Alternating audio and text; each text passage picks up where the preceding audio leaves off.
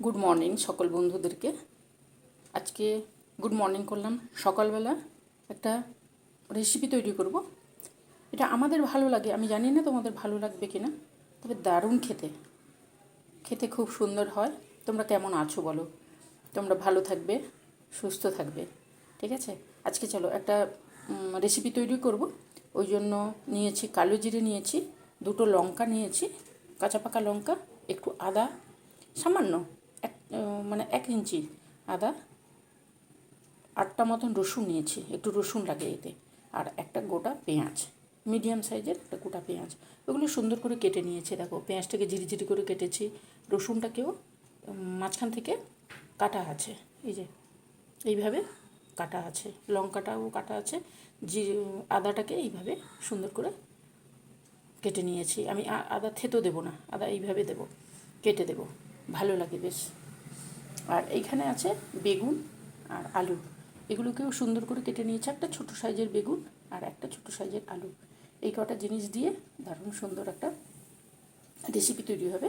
আর এখানে আছে মাছের তেল, মাছের কিন্তু ফ্রেশ তেল, একেবারে দারুণ সুন্দর, এটা কাতলা মাছের তেল। আর মাছের ডিম, মাছের ডিম একটু দিলে এই তরকারিটার টেস্ট অসাধারণ হয়। চলো, আমরা খাই বলে তোমাদের সঙ্গে শেয়ার করছি। যদি তোমরা খাও তাহলে জানবে, আর যদি না খাও তাহলে একবার করে খেতে পারো।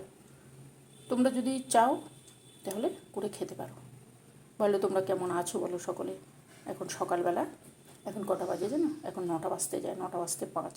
আমি এটা রেসিপিটা তৈরি করব, ওই জন্য তোমাদের সঙ্গে অল্প স্বল্প একটু শেয়ার করে দিচ্ছি।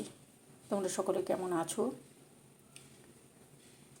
চলো এটা করি।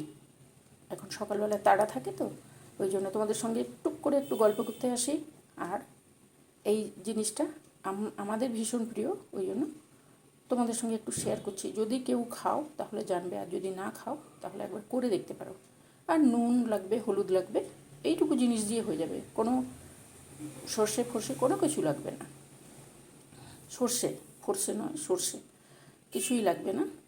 চলো, এই মাছের তেল দিয়ে আর মাছের ডিম দিয়ে দারুণ সুন্দর একটা গরম গরম রেসিপি তৈরি করি। হয়তো তোমাদের ভালো লাগতেও পারে।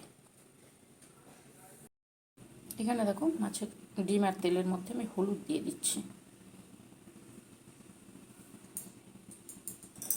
হলুদ দেবো, একটু নুন দেবো, সামান্য একটু নুন দেবো, তরকারিতে তো নুন দেবই, অল্প লাগবে, অল্প। কড়াই চাপিয়েছি, কড়াইতে তেল দেবো, সর্ষের তেল দিয়েই হবে, বেশি তেল লাগবে না, কারণ মাছের তেল থেকে তেল বেরোয়, ঠিক আছে? চলো, সর্ষের তেলটা দিয়েছি, এইবারে দেব সমস্ত কিছু জিনিস।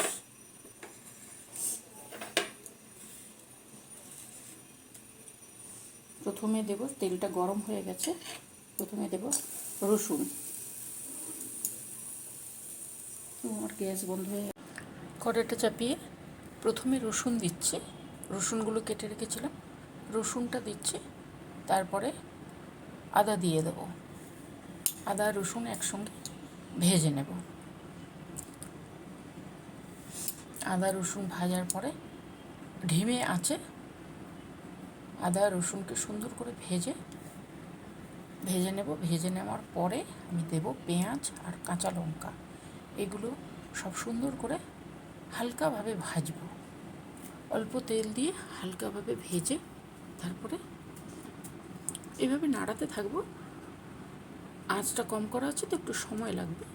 এইভাবে যখন মাঝামাঝি হয়ে আসবে, পুরো খুব একদম মুচমুচে ভাজা হবে না, আবার একদম কাঁচাও থাকবে না, মাঝামাঝি ভাজা, তখন ওইগুলোকে তুলে রেখে দেবো, একটা জায়গায় তুলে রেখে দেবো। ওই কড়ার মধ্যে আমি আরেকটু তেল দিলাম, পেঁয়াজ আদা রসুন ওইগুলো ভেজে তুলে রেখে দিলাম। এবারে কড়াইতে তেল দিয়ে কালো জিরে দিয়েছি, কালো জিরে দেওয়ার পরে মাছের ডিম আর মাছের তেল এই দুটোকে দিয়ে ওই একই কড়াতে ভেজে নেব,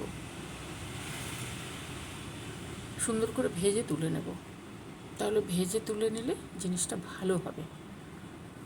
এইবারে ডিম আর মাছের তেলটা সুন্দর করে নাড়ানাড়ি করতে করতে করতে করতে বেশি তেল কিন্তু দেবো না, ওর থেকে যতটুকু তেল দিয়েছি আর যতটুকু তেল বেরোবে তাতেই সুন্দরভাবে কাঁচা গন্ধটা যাতে চলে যায়, ওই জন্য এইভাবে ভেজে তারপর আবার তুলে রেখে দিচ্ছি।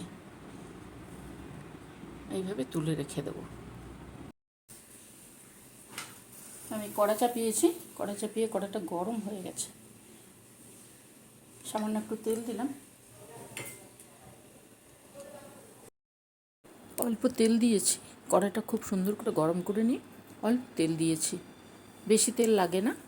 অল্প তেলে বেগুন আর আলু একদম ছোট ছোট করে কেটে রেখেছিলাম, এই দুটো জিনিস দিয়ে খুব সুন্দর হবে। বাদবাকি জিনিস দেব, এই আলু আর বেগুন, পেঁয়াজ বলছি, সরি, বেগুন সুন্দর করে ওই অল্প তেলেই হালকা হালকা আঁচে ভেজে নেব। তাহলে কী হবে, জিনিসটা ভাজাও হবে আর সুন্দর নরম হয়ে যাবে। এর ওপরে একটু নুন দিয়েছি, নুনটা দিলে আলুটাও সেদ্ধ হয়ে যাবে, বেগুনটাও সুন্দর ভাজা হয়ে যাবে। অল্প হলুদ দিয়েছি, একদম অল্প,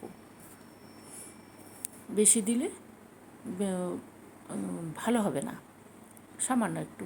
আর একটু দিচ্ছি কাশ্মীরি লঙ্কার গুঁড়ো, তাহলে হলুদ, নুন আর কাশ্মীরি লঙ্কার গুঁড়ো এই তিনটে দিয়ে আলু আর বেগুনটাকে যদি সুন্দর করে আমি ভেজে নিই, তাহলে তরকারির রঙটাও সুন্দর চলে আসে আর জিনিসটা ধিমে আঁচে যখন ভাজবো তখন সেদ্ধও হয়ে যাবে। এরপরে পেঁয়াজটাকে আমি একটা গোটা পেঁয়াজ, বড় পেঁয়াজ দিয়েছি, ঝিরিঝিরি করে কেটে রেখেছিলাম। কেটে এইবারে পেঁয়াজটাকে ভেজে আগে তুলে রেখেছিলাম, ওই ভাজা পেঁয়াজটাই দিয়েছি। ওই ভাজা পেঁয়াজটা আগে থেকে তুলে ভেজে রেখে দিয়েছিলাম, তাহলে জিনিসটা বেশ সুন্দর হয়, নরম হয় আর তরকারিটা বেশ সুন্দর খেতে হয়।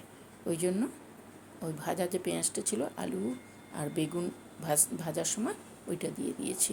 এবারে ধীরে সুস্থে মাখাতে থাকবো, তিনটে জিনিস একসঙ্গে মিশিয়ে দেবো। এরপরে দিলাম মাছের তেল, যে আগে থেকে ভেজে রেখেছিলাম, তেল আর ডিম, ওইটাকে দিলাম। ওইটা দিয়ে সুন্দরভাবে মিশিয়ে নিচ্ছি। কাঁচা লঙ্কা দিয়েছি দুটো, একটা কাঁচা আর একটা কাঁচা পাকা, দুটো দিয়েছি। এইভাবে সুন্দর করে রয়ে বসে যদি করে নেওয়া হয়, কোনো মশলাও তো লাগবে না আর জিনিসটা খুব সুন্দর হবে। মাছের তেলের কোনো গন্ধও থাকবে না। মাছের তেলটা একটু দেখে নিয়ে আসতে হবে, যাতে গন্ধ যাতে না থাকে, ওইভাবে দেখে নিয়ে আসতে হবে, বড় মাছের তেল। এবারে ঢাকা দিয়ে দিলাম, ঢাকা দিয়ে কিছুক্ষণ রাখবো।